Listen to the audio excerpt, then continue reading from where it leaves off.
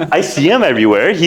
Sometimes he's wearing a rumal, sometimes he's wearing a pug, then he's holding a toll, then he's on a stage, he's presenting, he's doing this, that, and the other. Hockey night is part of it. Yeah. Every Saturday night we're on Omni TV during the NHL season. Yeah. So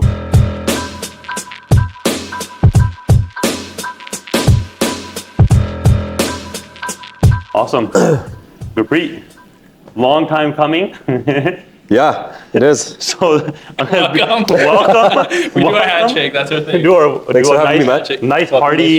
Nice hearty welcome and handshake, right? Yes. But it's funny. It's been a long time coming, trying to finally sit down, meet with you on a kind of a bigger platform, Yeah, right?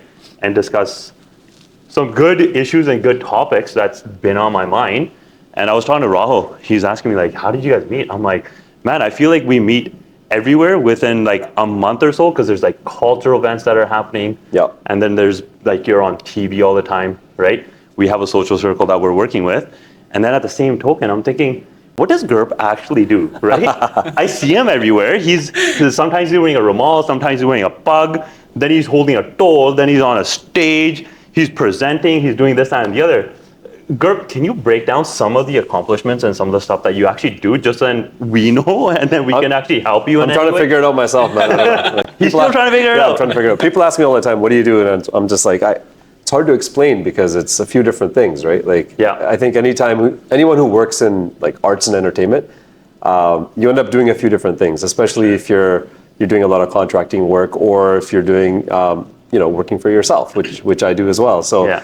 Hockey night is part of it. Yeah. Every Saturday night we're on Omni TV during the NHL season, Yeah. so you get to see me on there. Yeah. We have we do a little bit of work throughout the week, but it's like that one day is our big focus, right? Yeah.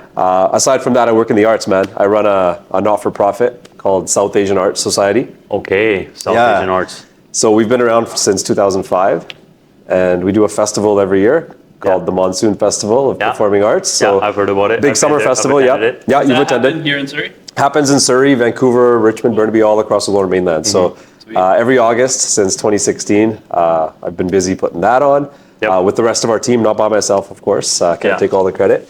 And I teach Bhangra still, man. Yeah, I still teach Bhangra. So I'm a faculty member at Kwantlen Polytechnic University.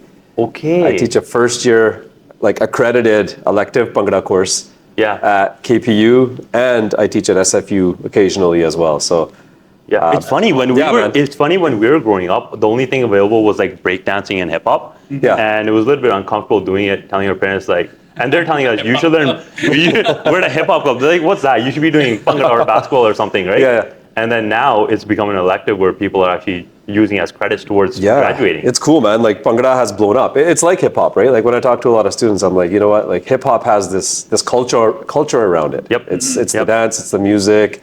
There's knowledge. The rappers have to have a lot of knowledge. There's graffiti art. There's fashion. There's all these different components of hip hop. And Bhangra has kind of become very similar, right? Like there's a style and a culture around Bhangra music and Bhangra dance. It's cool. Yep. There's competitions that happen, just like hip hop competitions. So, So you're multi-talented. it's a mainstream dance, man. Yeah, you're multi-talented, right? I mean, I don't know about that, but I make it work somehow. Yeah, I have a question. What are you the most known for?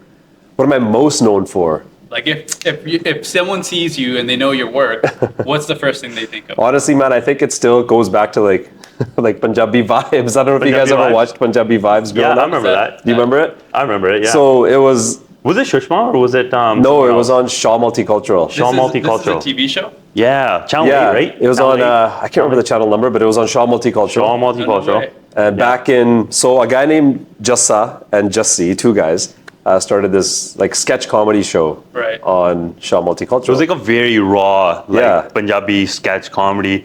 And it's funny because one of them was a doctor. One is a dentist and one is an accountant, right? So they were like professionals. They still are. The most boring jobs ever. And these guys would come on and they would just kill it. They would come on and they would kill What it. was the show though? So they started it in 1999, I believe, right? And I joined in 2001. Yep. And it was just about, honestly, there was a community message behind every episode. I don't know if you remember, there was a pet peeve of the week. Okay. Right? So they would act out like, some strange thing that brown people do in the community. It could be anything. It could be like I don't know, scratching your ear with a key or some random thing. Yeah. So like we would act it out, do a little skit, and then at the end of it, give like a tip, like, hey, you shouldn't do this, or if you're going to the Gurdwara, cover your head, or this, that, and the other. Like we had all these different topics, right? Gotcha. And we would get them from our viewers actually a lot to Yeah, they would email or How call. did you get on the show?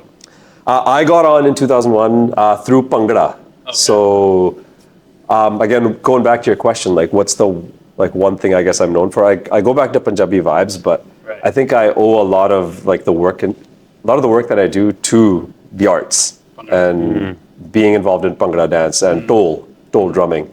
I met a lot of my friends there. I met my wife there, doing Bhangra on a team together at SFU. Yeah. And that's how I got on Punjabi vibes. Jassa and I and another friend of ours, Lucky. Yeah. Lucky Tour. We all did Bhangra That together. name. I don't know where I've heard that name. Yeah, he's an accountant, very well known in the community. Yep. He coaches basketball. His daughters are fantastic basketball players. So he's well known in the community as well. But Lucky and I danced with Jassa on the same Bhangra team, and so Jassa recruited us. He was like, "Hey, I need a couple more young guys to be on the show with me." So that's how we. That was your first taste of That was our first taste of show, TV. right? That was my first taste of, I think, being on TV. Yeah. Back in 2001 was like being on Punjabi Vibes. Were you nervous at all, or? Oh yeah, totally nervous, man. I'm still nervous. Like when I go on air every Saturday, just right before like the countdown happens and you're about to go on air, you're like, okay, Yeah. I got this. Yeah. Dude, I like your story for a lot of different reasons. Actually, I don't know if Karn's told you, the name of this podcast is Unconventional. Right. And the reason I wanted to call it unconventional is because we're bringing on guests that, by Indian standards, aren't conventional. Right? The average Indian person is probably an accountant, a lawyer, a doctor, engineer, like typical career path. Yeah, the Jussie Jassa type. Yeah. Exactly. And so the guests we're trying to bring are people that are in business or in arts arts is like you're in arts, but you're actually in business. Yeah. Because you're in the business of influence and understanding the community and culture and paving the way, jumping on trends. I would say that's actually more. And you're also business. changing the dynamic between what Western culture is and what Indian culture is. And I see a lot more people engaging with Indian cultural now. Yeah. Just because people like you are on stage and you're talking to communities that don't generally know anything about ourselves. Absolutely, right? man. Yeah, we are a minority at the end of the day. we still are. The numbers are growing for South Asians and all immigrants really. Yeah. But yeah, we're still an overall minority, I guess you could say, right? Yeah. And yeah, representation is important, man. Like if I look back to my childhood, like who did I see on TV who kind of looked like me? And like there's two names that kind of stand out. Yeah. Right? Like one is Monica Deol. Yep. On Much Music, Electric Circus. Like I would tune in every like Friday night, I think it was, or Thursday night, whatever, like late night when everyone's asleep. Yeah. You put on Electric Circus and you watch this like really cool show. And she hosted it. She was like one of the first brown people I saw on TV. Yeah. Right. And then there was Ian Hanuman Singh on CBC. Yeah, He did the Hanuman news, Singh. right? Of course. So like totally different like sides of the spectrum, but like those were like the two brown faces I remember seeing on TV all the time. Right. Right? Yeah. Yep. That's awesome. No, So and it's I'm cool to see seeing more that, now. I'm seeing that now a lot more because now Indians have the stage, right? You see Yeah. Diljit Dosanjh at Coachella. Yeah. You see AP Dillon at the Juno Awards. So Yep. there's people out there that you're definitely leaving an impression on that are going to follow your path. I mean, that makes me happy. Like I'm glad, should. like I'm glad It's like exciting. all of us on our show and other folks like working in the industry are able to make a difference because like I think it's important to see someone like yourself Right. on TV, right? 100%. Yeah.